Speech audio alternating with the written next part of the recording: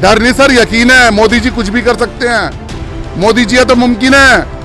मोदी जी अभी कहते हैं कि मैं बहनों के मंगलसूत्रों की रक्षा करूंगा। भाई अपने घरवाली का मंगलसूत्र की तूने रक्षा करे ही नहीं, और औरतों के तू मंगलसूत्रों की रक्षा करेगा। आज दिल्ली के अंदर किस वाल्मीकि को टिकट दिया इन्होंने? उत्तरी पश्चिमी दिल्ली से हंसराज हंस का टिकट काट दिया। क्या कारण था जो उनका टिकट काटा इन्होंने?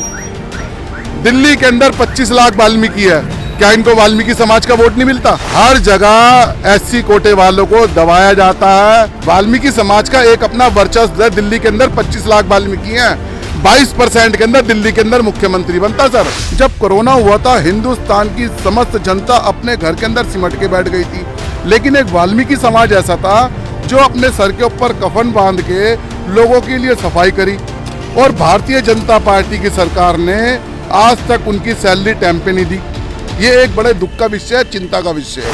ये तो मोदी राज चल रहा है। 400 कह रहे हैं। किस बेस के ऊपर कह रहे हैं? क्या कर दिया इन्होंने 400 के लाख?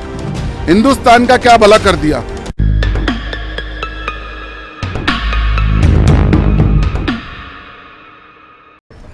सर मेरा नाम प्रदीप बालगुहर है। प्रदीप जी कहाँ रहते हैं? मैं गुलाई बाग। गुलाबी बाग यहीं पर है ना? जी जी।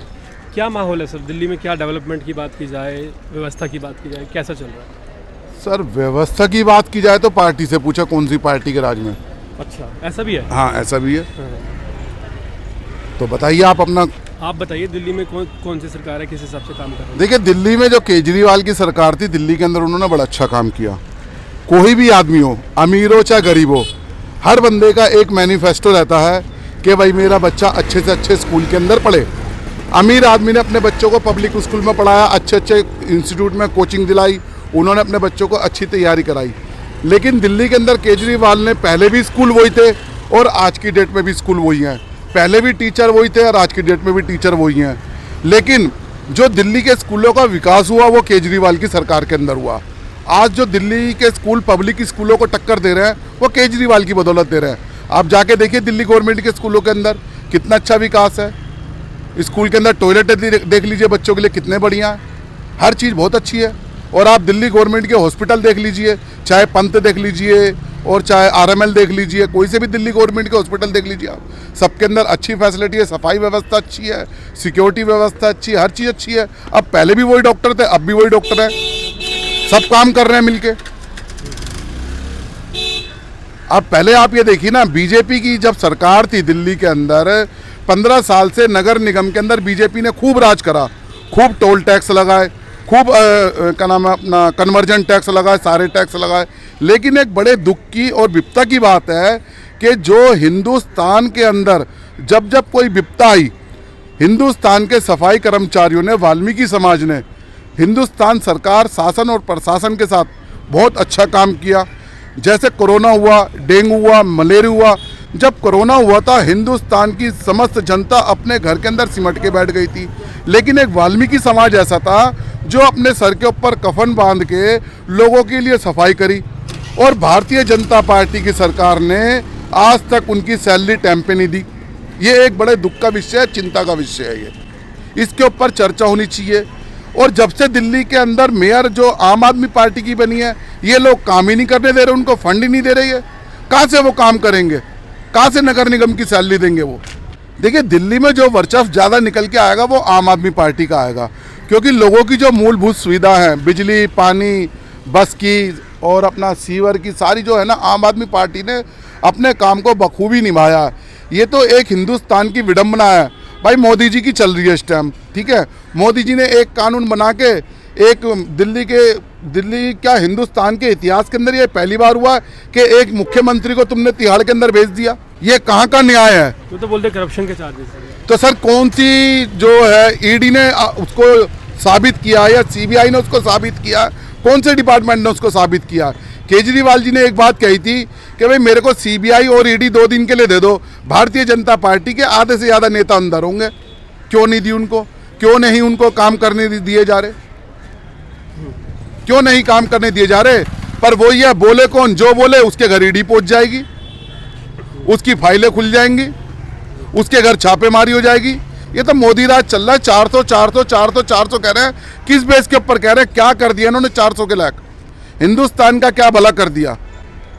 मोदी जी कहते हैं 75 साल से हिंदुस्तान का विकास नहीं हुआ। भाई 75 साल से तुम जिस कॉलेज में, तुम जिस स्कूल के अंदर पढ़ के आए हो, वो सब कांग्रेस की देन थी। IIT कांग्रेस की देन थी। आज जो दिल्ली के अंदर इतना विकास हुआ, दिल्ली के अंदर जितने फ्लाईओवर बने, चाहे वो एम्स का हो, चाहे वो कहीं का भी फ्लाईओवर हो, चाहे वो अपना बारापुला हो, सब ये शीला दीक्षित जी के काम थे। सब कांग्रेस ने काम करेंगे। आम आदमी क्या नाम है, बीजेपी ने क्या करा?